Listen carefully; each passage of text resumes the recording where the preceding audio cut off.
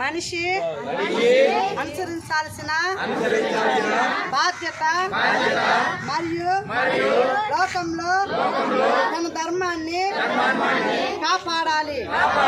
శక్తిని పూజిస్తే విజయం ఖాయం. మన శ్రీకృష్ణ భగవానుడు చెప్పిన సూత్రం.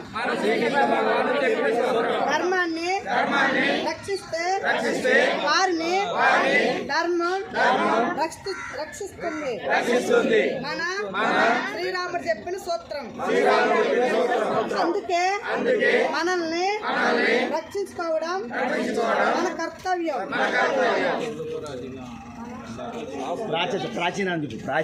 ప్రాచీన సంస్కృతి నుండి హిందూ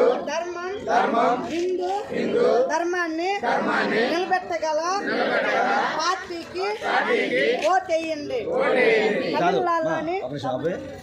భారత్ మాతాకి జై గట్టి